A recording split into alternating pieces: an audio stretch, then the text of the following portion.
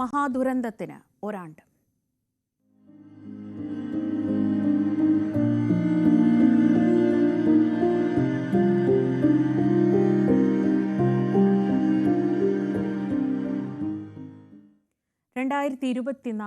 July 30 Keralam മറക്കാത്ത ഒരു ദിവസമാണിത്.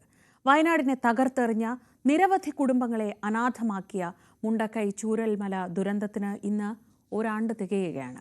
പ്രകൃതി താണ്ഡവമാടിയ ആ രാത്രിയിലെ കണ്ണീർ ഒരു വർഷത്തിനിപ്പുറവും തോർന്നിട്ടില്ല.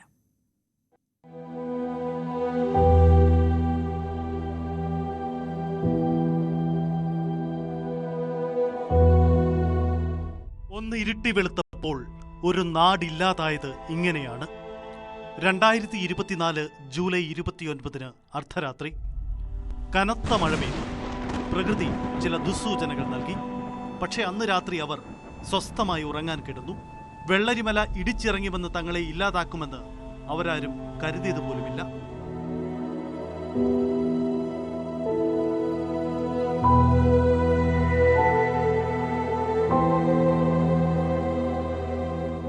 പുന്നപ്പുഴയുടെ ഉത്ഭവ കേന്ദ്രമായ പുഞ്ചിരിമട്ടത്ത് ആദ്യ ഉരുൾപൊട്ടി. മേപ്പാടി പഞ്ചായത്തിലെ 3 വാർഡുകളെയാണ് ദുരന്തം തകർത്തെറിഞ്ഞത്.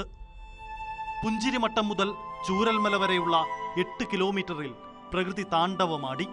298 മരണം ഔദ്യോഗികമായി സ്ഥിരീകരിച്ചു. 32 പേരെ കാണാതായി. ചാലിയാറിലൂടെ മൃതദേഹ അവശിഷ്ടങ്ങൾ ഒഴുകി നടന്നു. 223 ശരീരഭാഗങ്ങൾ കണ്ടെത്തി. പരിക്കേറ്റവർ 35 പേരാണ്.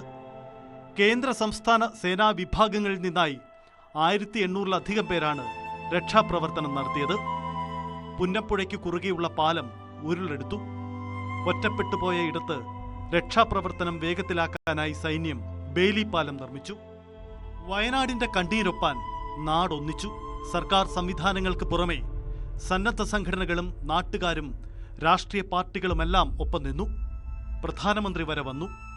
നിരവധി സഹായ വാഗ്ദാനങ്ങളുമുണ്ടായി. മുഖ്യമന്ത്രിയുടെ സഹായ നിധിയിലേക്ക് 772 കോടി സംഭാവന ലഭിച്ചു. ദുരന്ത മേഖലയിൽ ഇനി ജനവാസം സാധ്യമല്ലെന്ന് പഠന റിപ്പോർട്ട് വന്നു. ദുരന്തബാധിതരെ മാറ്റി താമസിപ്പിക്കാൻ ടൗൺഷിപ്പ് പദ്ധതി ഒരുങ്ങി. സങ്കീർണമായ നിയമ നടപടികൾക്കൊടുവിൽ എൽസൺ എസ്റ്റേറ്റിൽ വീട് നിർമ്മാണവും ആരംഭിച്ചിട്ടുണ്ട്. 410 വീടുകളിൽ 1662 പേർക്ക് തണലൊരുക്കാനാണ് ശ്രമം. കേന്ദ്ര സഹായം പക്ഷേ ഇപ്പോഴും കീറാമുട്ടിയായി നിൽക്കുന്നു. സൈന്യത്തിന്റെ രക്ഷാപ്രവർത്തനത്തിന് പോലും പണം ചോദിച്ച കേന്ദ്രത്തിൽ നിന്ന് ഇനി കാര്യമായി പ്രതീക്ഷിക്കാനുമില്ല.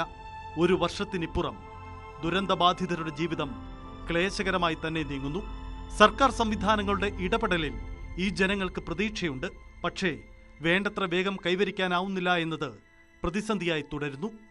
ദുരന്ത പ്രതീകമായി പുന്നപ്പുഴ ഇപ്പോഴും ഒഴുകുന്നു. മഴ തോർന്നു.